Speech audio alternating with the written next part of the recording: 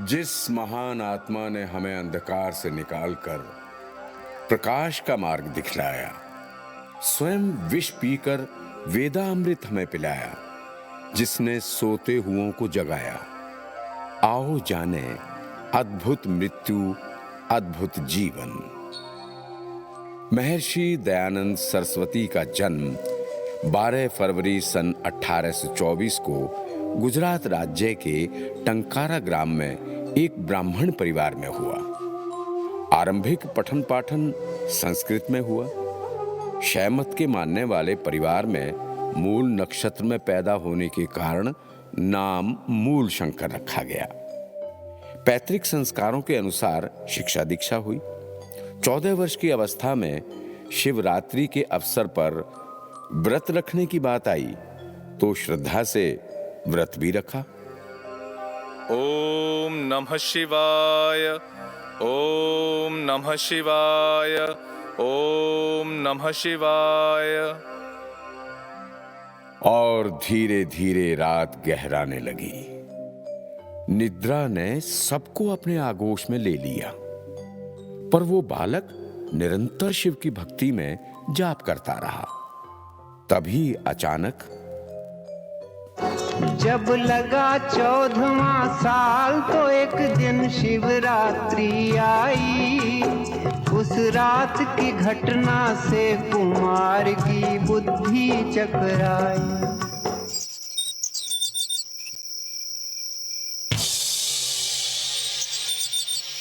पिताजी उठिए, देखिए ये चूहा किस तरह महादेव का प्रसाद खा रहा है। अरे सोई जा डिगरा, सोई जा। अरे इस कलयुग में यहाँ मंदिर में कहाँ आएंगे महादेव हैं? असली महादेव तो कैलाश में रहते हैं। हाँ, तो इन सब पे ध्यान मत दे डिगरा, सोई जा, सोई जा। हाँ?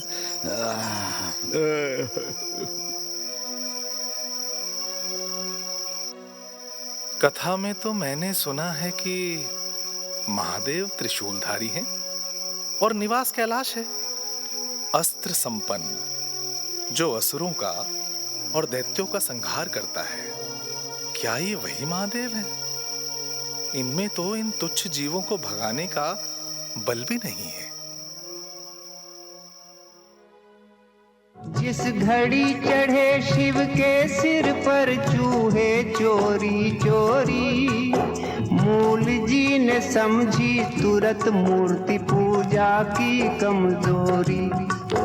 हर महापुरुष के लक्षण बचपन में दिख जाते हैं। बस चिंतन सच्चे शिव की खोज के लिए आतुर हो उठा। घर और जिम्मेदारियां बाधा लगने लगी। बहन और चाचा की मृत्यु को देखकर मृत्यु की सच्चाई को जानने की इच्छा और प्रबल हो उठी। बस ये विचार रूपी आंधी घर की चार दीवारी को तोड़कर संसार सागर के विचरण को निकलने के लिए तैयार हो उठी। मानो मूल शंकर शंकर के मूल को खोजने के लिए निकल पड़ा हो। सारे देश को देखा, समाज को देखा, धर्म को देखा, धर्म के नाम पर चल रहे पाखंड को देखा, धार्मिक अंधविश्वासों को महसूस किया। पहले शुद्ध चैतन्य नाम रख के ब्रह्मचार्य धारण किया, पर ज्ञान प्राप्ति में व्यवधान समझ सीधा संन्यास लिया और नाम रखा दयानंद। दयानंद मानो आने वाले जीवन का उद्देश्य आज ही तय कर लिया हो। कहां उत्तराखंड की बर्फीली चोटियां, कहां नर्मदा का उद्गम स्थल, पैदल ही नापा। जनता के दुख दर्द, धार्मिक पुस्तकों की सत्यता असत्यता, आश्रमों की सच्चाई को और गहराई से देखा। हरिद्वार कुंभ में भी जा आसन जमाया। हजारों साधुओं को, उनके अखाड़े की लीलाओं को देखा। जो जान सकते थे जाना, जो सीख सकते थे सीखा, पर मन भरा नहीं, मन शांत नहीं हुआ। ज्ञान की पिपासा तो अभी अधूरी थी। अंततः मथुरा में गुरु विरजानंद के द्वार जा पहुंचे। मथुरा में रहते थे एक सद्गुरु विरजानंद नामी। उनसे मिलने तत्काल चल पड़े दयानंद स्वामी। आखिर एक दिन मथुरा पहुँचे तेजस्वी सन्यासी। कौन है? कौन है भाई? यही तो जानने आया हूं महाराज कि मैं कौन हूं। गुरु के दर्शन से निहाल हुई उनकी आंखें प्यासी। गुरु के अंतर चक्षु ने पात्र को झट पहचान लिया। उसकी प्रतिभा को पहले ही परिचय में जान लिया। सद्गुरु की अनुमति मांग दयानंद उनके शिष्य बने। आगे चल करके यही शिष्य भारत के भविष्य बने। जो चाहते थे सो मिल गया, जैसे चांद को चकोर। आर्ष परंपरा अर्थात ईश्वरीय ज्ञान वेद की वास्तविक ज्ञान परंपरा पाई। संदेह के बादल मिट गए, ज्ञान पाया, निहाल हो गए। अब बारी थी गुरु दक्षिणा की।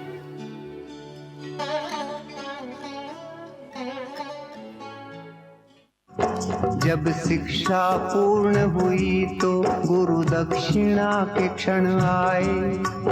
मुट्ठी भर लौंग स्वामी जी गुरु की भेंट हेतु लाए। जो लौंग दयानंद लाए थे श्रद्धा से चाव से, वो लौंग लिए गुरु जी ने बड़े ही उदास भाव से। गुरुदेव, आपके नेत्रों में अश्रु। गुरुदेव, अनजाने में मुझसे कोई अपराध हुआ हो तो ये दास आपसे क्षमा चाहता है। वो दृश्य देख कर हुई बड़ी स्वामी को हैरानी। पर इतने में ही गुरु के मुख से निकल पड़ी बानी। गुरु बोले, सुनो दयानंद, मैं निज हृदय खोलता हूँ। जिस बात ने मुझे रुलाया है वो बात बोलता हूँ। इन दिनों बड़ी दयनीय दशा है अपने भारत की। हिल गई है सारी बुनियादें इस भव्य इमारत की। पिस रही है जनता पाखंडों की भीषण चक्की में। आपस की फूट बनी है बाधा अपनी तरक्की में। है कुरीतियों की कारा में सारा समाज बंदी। संस्कृति के रक्षक बने हैं भक्षक, हुए हैं स्वच्छंदी। एक अंध गुरु की यही है इच्छा, इस पर ध्यान धरो। भारत के लिए तुम अपना सारा जीवन दान करो। पुत्र, गुरु दक्षिणा में यही वस्तु मुझे दान करो। अन्य किसी भी सांसारिक वस्तु की मुझे चाह नहीं। दयानंद, मुझे तुम्हारा जीवन चाहिए पुत्र। बोलो, क्या दोगे मुझे अपना जीवन? गुरु आज्ञा सर्वोपरि।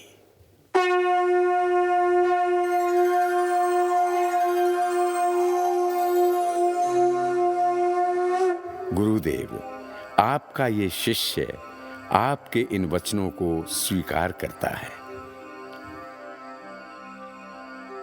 जो ज्ञान लिया था अब बारी थी उसे देने की। अभी तक ज्ञान प्राप्ति के लिए भारत भर का भ्रमण किया था, अब ज्ञान देने के लिए भ्रमण आरंभ हुआ।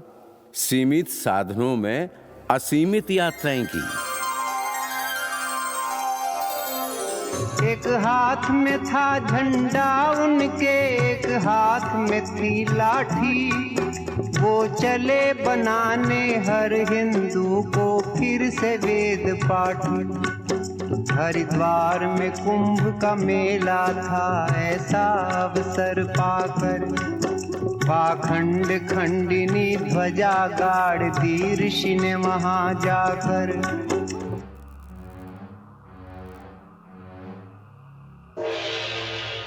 वेद में कोई पाखंड नहीं, अंधविश्वास नहीं। जिनको संशय है वो मेरी शास्त्रार्थ की चुनौती स्वीकार करें।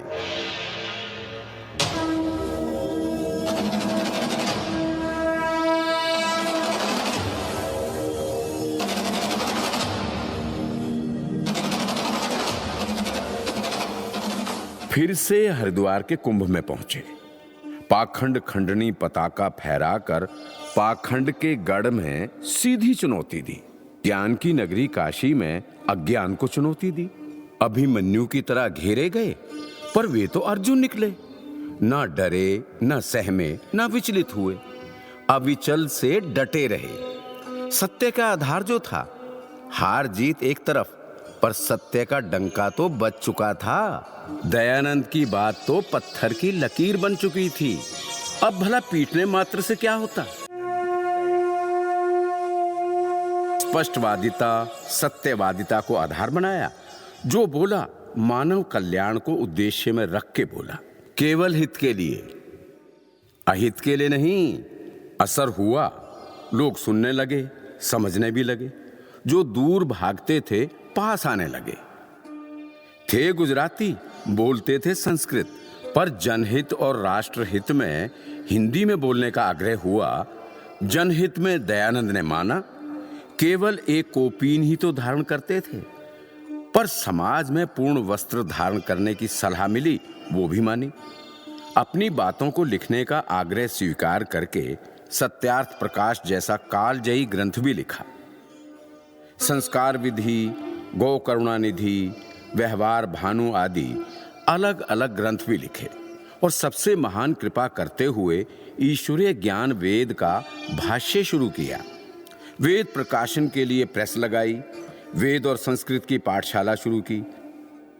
जब बातें सीधे सीधे की, जब बातें खरी खरी की, तो विरोध तो स्वाभाविक था। विरोध हुआ, थोड़ा नहीं बहुत हुआ। तो शास्त्रार्थ किए, अनेक शास्त्रार्थ हुए, सबसे हुए, हर विषय पर हुए। सत्य था, न हार सकता था, न हारा। जब दयानंद को शास्त्रार्थों से हराना संभव नहीं हुआ, तो मारने के प्रयत्न हुए। 1-2 नहीं, 10-20 नहीं, 44 बार मारने का प्रयास किया गया, पर नाम दयानंद सार्थक हो रहा था।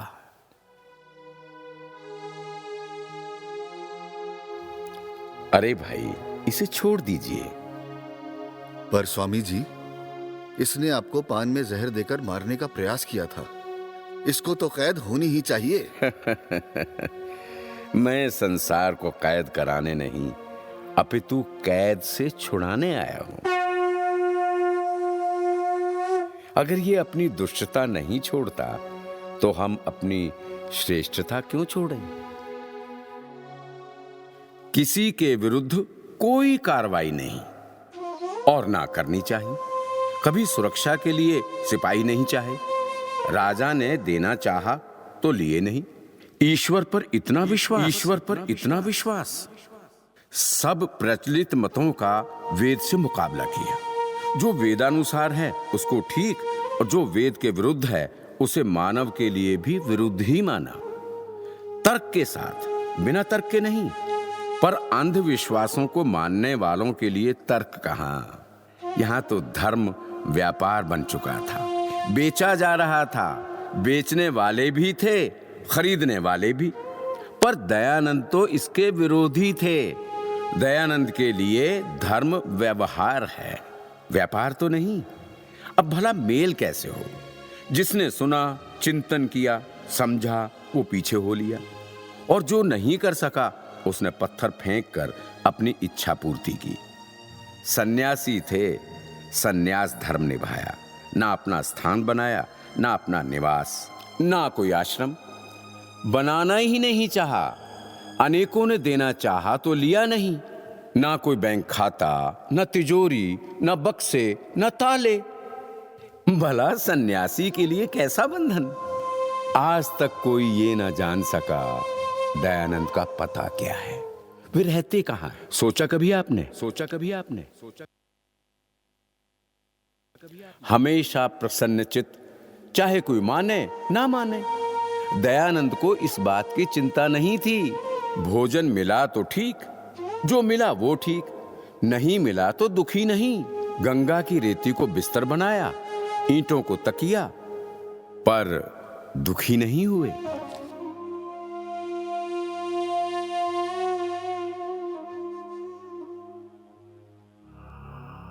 स्वामी, अगर अब तुमने दोबारा हमारे मत और गुरुओं का विरोध किया तो परिणाम ठीक ना होगा। सत्य कहते हुए अगर मेरा सिर भी कट जाए तो चिंता नहीं। स्वामी, क्षत्रियों की तलवार अन्याय के विरोध में ही निकलनी चाहिए। हम चाहें तो अभी आपके इस दुराचार का उत्तर दे सकते हैं, पर हम ब्राह्मण हैं और हमारा धर्म इसकी आज्ञा नहीं देता।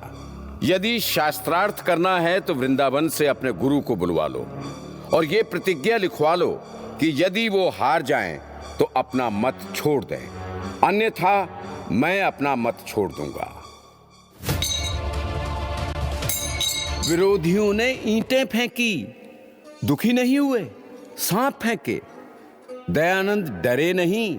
तलवार से वार किए, तलवार तोड़कर फेंक दी, पर नाराज नहीं हुए। पत्थर फेंके गए, फूलों की वर्षा मान लिया। जहर दिया, देने वालों को छोड़ दिया, पर दयानंद दुखी नहीं हुए। यात्रा में पांव छिल गए, कट गए, फट गए, ना तो दर्द हुआ ना विचलित हुए। शोर मचाकर, रोशनी बुझाकर शास्त्रार्थों में हार घोषित करने के प्रयास में भी दयानंद हंसते रहे। विरोध और डर के चलते कभी किसी ने अपने निवास से कहीं और जाने को कह दिया, तब भी दयानंद दुखी नहीं हुए। गुरु को नहलाने के लिए यमुना से नित्य 10-12 घड़े भरकर लाने में भी दयानंद ना थके ना हारे। गुरु के हाथ की मार सहकर भी दयानंद दुखी नहीं हुए। नकली दयानंद बनाकर गधे पर बैठाकर जुलूस निकाला जा रहा है, पर दयानंद ना तो परेशान है ना ही विचलित। पर उस दयानंद के आंसू भी निकले, दुखी भी हुए, नाराज भी हुए, क्रोधित भी हुए, विचलित भी हुए। दयानंद को दुख मिश्रित क्रोध है तो योगी राज श्री कृष्ण पर लगाए लांछनों पर है, और उनके लांछन लगाने वालों को वे कोई छूट देने को तैयार नहीं। वो जो शब्द लिखते हैं कड़वे हो सकते हैं, कैसे भी हो सकते हैं, पर उनके लिए कृष्ण की मर्यादा बचाना जरूरी है। क्यों है दुख कृष्ण के ऊपर लगे आरोपों से दयानंद को? क्या दिक्कत है अगर कोई कृष्ण को रसिया बताता है? क्या दिक्कत है दयानंद को अगर कृष्ण को कोई राधा और गोपियों के साथ नाचने वाला दिखाता है? अपने जहर देने वालों को तो पैसे देकर भगाने को तैयार हैं, पर कृष्ण पर आरोप लगाने वालों पर दया करने को तैयार नहीं। वे खुद के अपमान पर तो दुखी नहीं, पर कृष्ण के अपमान को सहने को तैयार नहीं। क्या कभी गहराई से विचार किया हमने?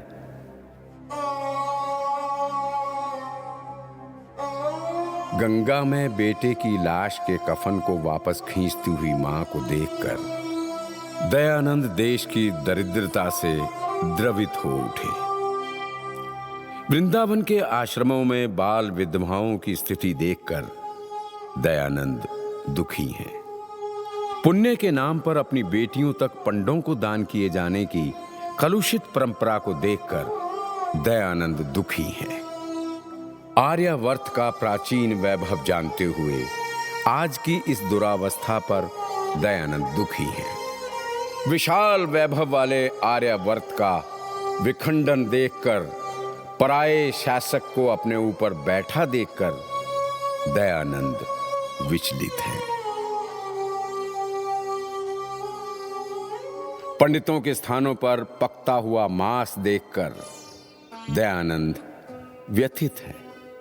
दीन और अबलाओं के धर्म के नाम पर होता हुआ शोषण देखकर दयानंद की आंखों में आंसू हैं।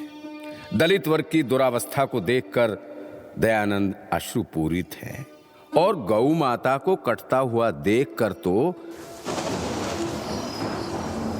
दयानंद अपने सिद्धांतों के दायरे से बहुत आगे निकलकर सीधे ईश्वर से शिकायत करने पहुंच जाते हैं और उस ईश्वर की न्याय व्यवस्था तक पर प्रश्न चिन्ह खड़ा करते हैं, जैसे अब उनके दुख की पराकाष्ठा हो गई हो।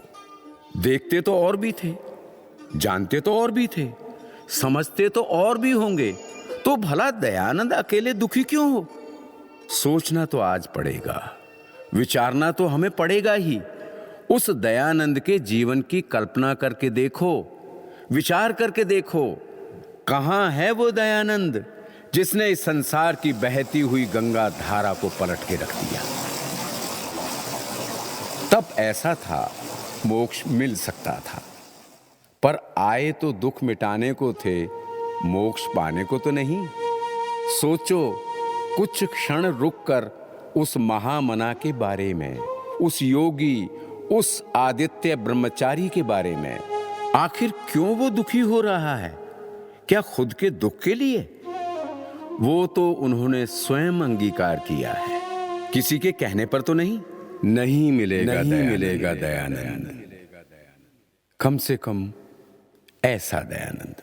रोग बड़ा था, केवल दुखी होकर क्या मिलेगा जानते थे, इसलिए एक एक अवस्था के समाधान को तलाशा, उसके लिए कार्य आरंभ किए। अब क्या करना है, कैसे करना है, लिखा भी, कहा भी, समझाया भी। मात्र 20 वर्ष के सामाजिक जीवन में समाज के छोटे से छोटे व्यक्ति से मिले, समाज के उच्च वर्ग राजाओं सामंतों से मिलकर उनके जीवन की उन्नति का मार्ग बताया। शर्माए नहीं, डरे नहीं, दबे नहीं, झिझके नहीं। पंडितों से हिंदू धर्म की, मौलवियों से मुस्लिम मत और पादरियों से ईसाईयत की बात की। जो कहा स्पष्ट कहा, हित सोच के कहा। हर ग्रंथ की सच्चाई को खोल कर रख दिया। जिसने अभी तक नहीं खोले थे ग्रंथ, उसने भी खोले। ग्रंथों को बदलना पड़ा, मजबूरी में बदले, चाहे वो किसी से संबंधित हो। सबको अपने अपने ग्रंथों को फिर से पढ़ने को मजबूर किया। जीवन में किसी को छोटा ना माना, ना किसी को बड़ा। सबके हाथ का भोजन किया। किसी ने बात ना मानी तो दुखी नहीं, किसी ने मिलना नहीं चाहा तो शोक नहीं। जीवन की डोर को अक्षुण्ण ना मानकर, इच्छा ना होते हुए भी, पर काम आगे चलता रहे, मैं रहूं या ना रहूं। जरूरी व्यवस्था समझकर भारत के सब नगरों में नगर बम्बई था भाग्यशाली। ऋषि जी ने पहले आर्य समाज की नींव यहीं डाली। फिर उसी वर्ष स्वामी से हमें सत्यार्थ प्रकाश मिला। मन पंछी को उड़ने के लिए नूतन आकाश मिला। अप्रैल 1875 में मुंबई में आर्य समाज की स्थापना की और स्थान स्थान पर आर्य समाज की शाखाएं खोलने पहुंचे। खुद ना तो कोई पद लिया, ना ही परम शब्द का अपने लिए उपयोग होने दिया। प्रथम आर्य समाज मुंबई के भी साधारण सदस्य ही तो बने रहे। 6 फुट 8 इंच लंबे गौर वर्ण आदित्य ब्रह्मचारी अब केवल वेद भाष्य का कार्य पूर्ण करना चाहते थे, पर निरंतर यात्राएं, प्रवचन, शास्त्रार्थ, लेखन, चर्चाओं के कारण उसकी गति ज्यादा नहीं बढ़ पा रही थी। षड्यंत्र पर षड्यंत्र चल रहे थे। अंग्रेजी सरकार भी, हमारे भाई भी, कुरानी भी, ईसाई भी। एक ईश्वर और दूसरा सत्य, बस इन दो का ही तो साथ था। ईश्वर की आज्ञा के विरुद्ध ना कुछ करने और सत्य से समझौता ना करने का भीष्म संकल्प उन्हें जोधपुर ले गया और राजा को चरित्र संबंधी सीख के चलते षड्यंत्र हुआ।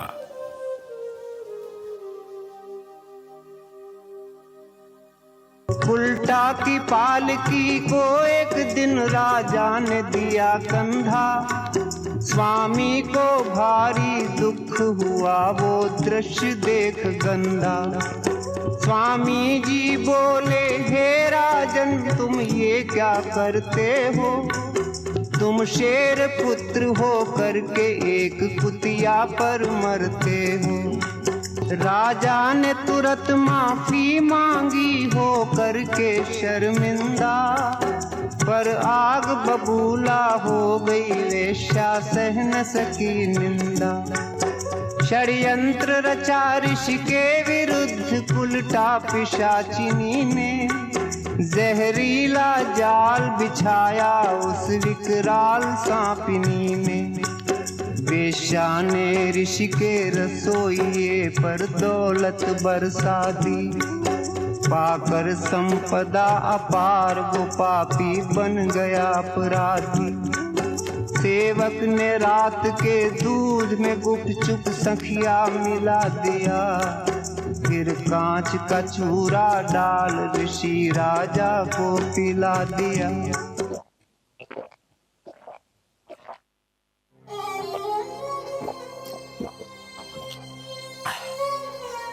उन्हें जहर दे दिया गया।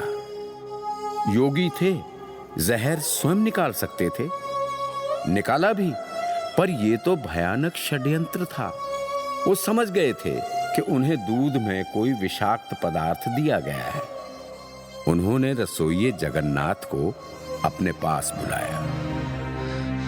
जगन्नाथ, जगन्नाथ जी आया। यहाँ। जी महाराज।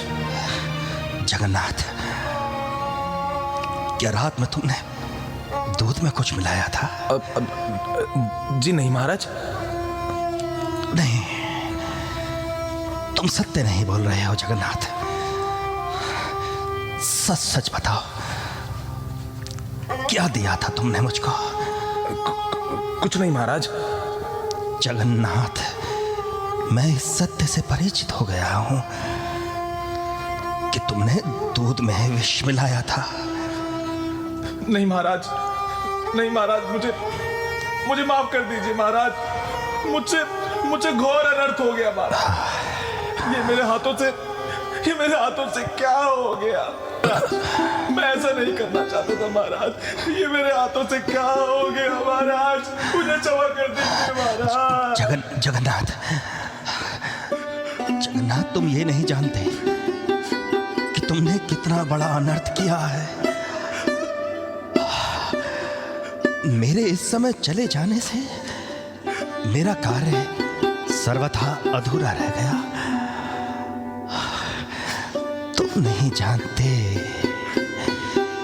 कि इससे लोकहित की कितनी भारी हानि हुई है।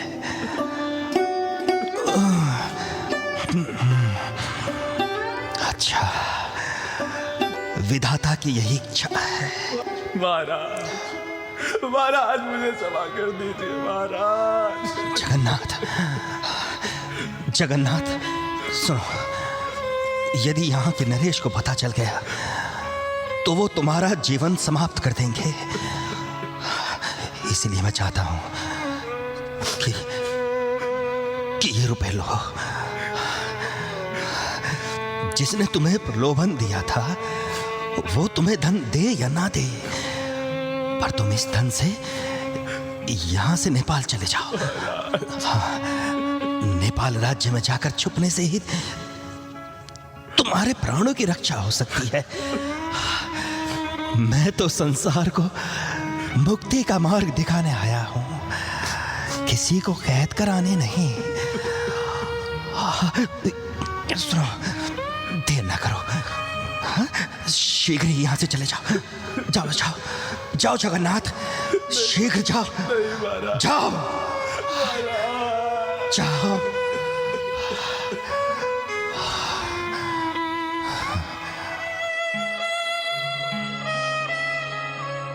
पहले जहर, फिर डॉक्टर की करतूत, और राजा का अपने अतिथि स्वामी से मिलने भी ना आना, ना किसी को सूचित करना, स्वतः ही सारे षड्यंत्र को बयां कर रहा था। शरीर का अंत तो होना ही था, पर उसके लिए था दीपावली का इंतजार। जब लाखों दीप जलेंगे, तब एक दीप उस सारे दीपकों को रोशन करके इस संसार से विदाई लेगा। इसी का था इंतजार।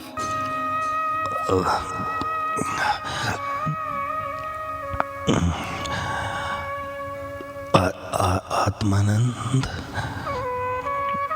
आत्मानंद,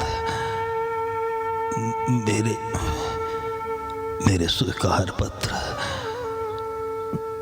की प्रतियां उपस्थित लोगों में वितरित कर दो। जो आज्ञा महाराज।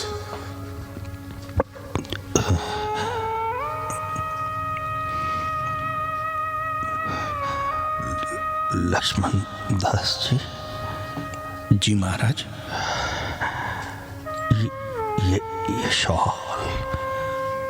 ये शॉल और धन में तुम्हें भेंट करना चाहता हूं। महाराज, मेरे पास धन होता तो मैं सब धन आपके एक एक रोम पर निछावर कर देता।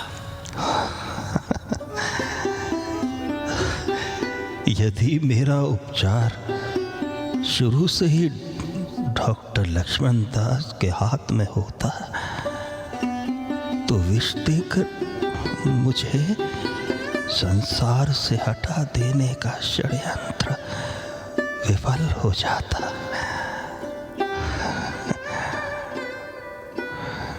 महाराज, आज कैसी तबीयत है आपकी? एक मास के बाद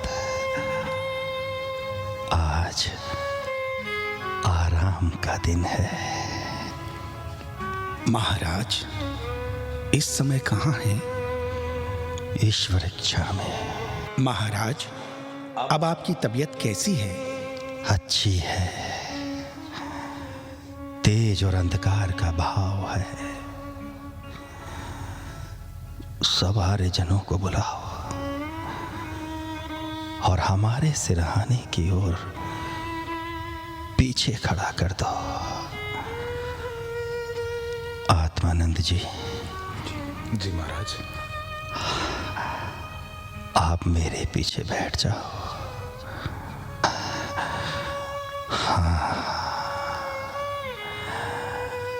वत्स आत्मानंद, आप इस समय क्या चाहते हैं?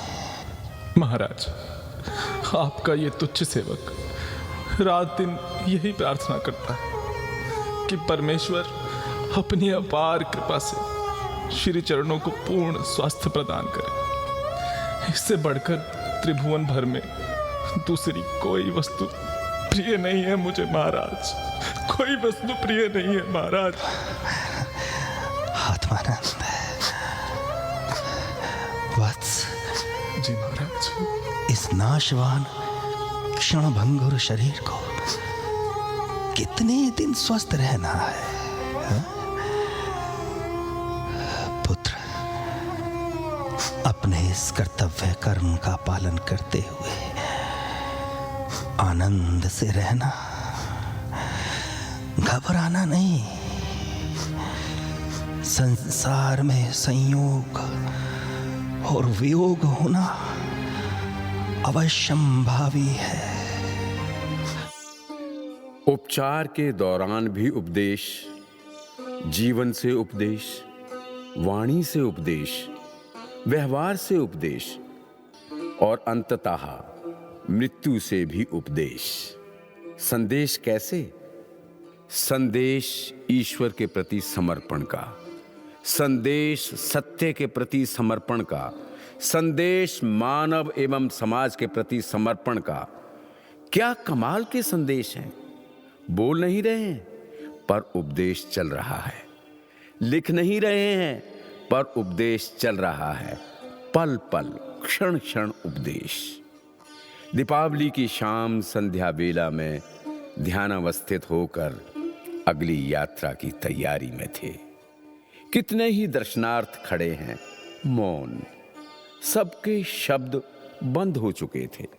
सबके नेत्र उस अनंत यात्रा पर जाने वाले यात्री को निहार रहे थे। उन नेत्रों को भी पता नहीं कब किसके कितने आंसू निकले और वायु में विलीन होती आत्मा को देखकर कितने अश्रु जल से धरती गीली होती रही। मानो ये अश्रु नहीं, अश्रु की धाराएं हो। छोड़ दिए श्वास, किया प्रभु का आभार। जब थी शिकायत गौ माता की स्थिति देखकर, तब थी। अब कोई शिकायत नहीं, कोई शिकवा नहीं। बारंबार प्रभु का आभार, केवल आभार, केवल प्रभु का आभार। चारों ओर के द्वार खोल दो और छत की ओर के रोशनदान भी खोल दो। जी जी जी स्वामी जी।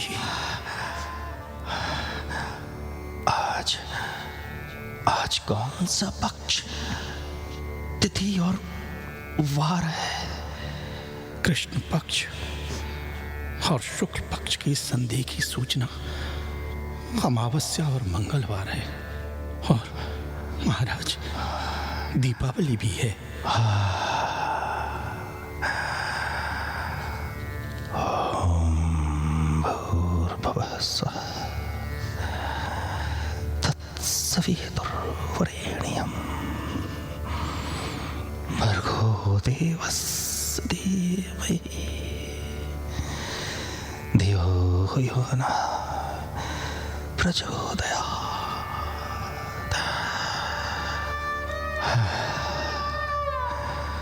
अब तो मेरे शिष्य सभी आर्य समाजी हैं। वे ही मेरे विश्वास और भरोसे के भव्य भवन हैं। उन्हीं के पुरुषार्थ पर मेरे कार्यों की पूर्ति और मनोरथों की सफलता अवलंबित है।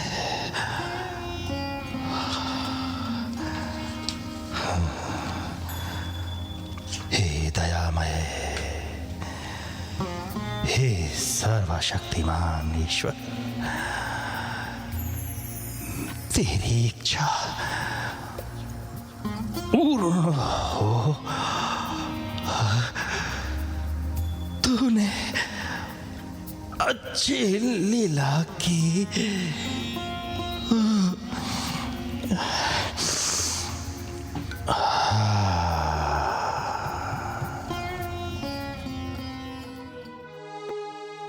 इतना कहकर महर्षि ने करवट ली और एक बार श्वास रोककर तीव्र वेग से बाहर निकाल दिया।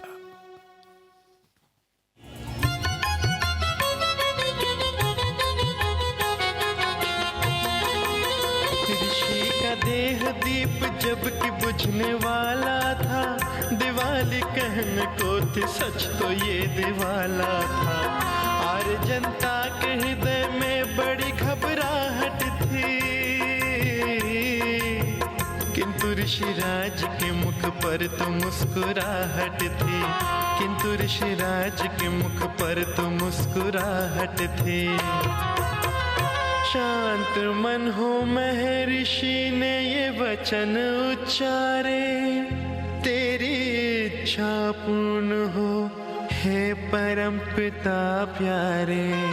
और कहा समाधि न मेरी कहीं तुम बनाना, न चद्दर न तुम पुष्पमाला चढ़ाना, न पुष्कर गया अस्थियां लेके जाना, न गंगा में तुम मेरी मौसमी बहाना, ये झंझट न तुम व्यर्थ के मोल लेना, मेरी अस्थियां खेत में डाल देना।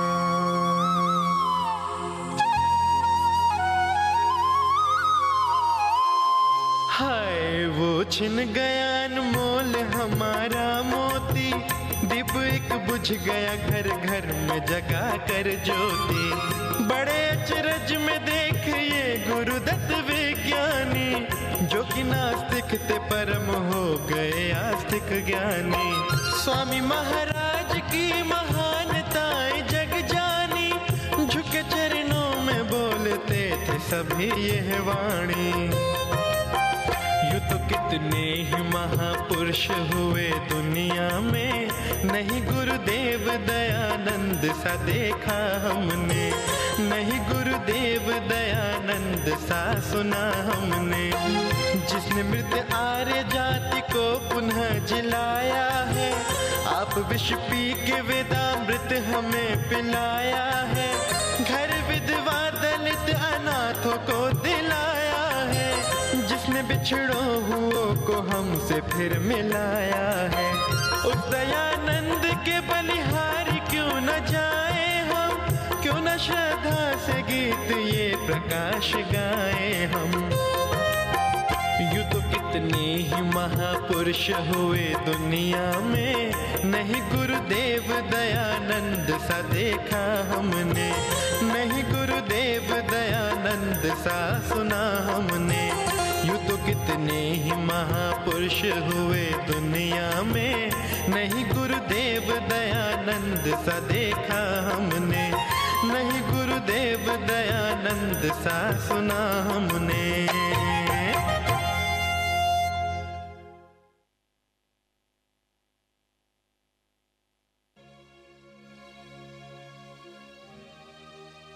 हम सबको अपार जीवन शक्ति देकर प्रस्थान कर गए, जाने कौन सी यात्रा पर। कैसा शानदार जीवन, कैसा शानदार अंत। अंत केवल शरीर का, जो नश्वर था, जाना था, पर उनके विचार अक्षुण थे, अक्षुण हैं और रहेंगे। दयानंद अमर हैं, उनकी वाणी अमर है, उनकी लेखनी अमर है, और अमर है उनका प्रेरक जीवन। धन्य दयानंद, धन्य दयानंद, धन्य धन्य दयानंद।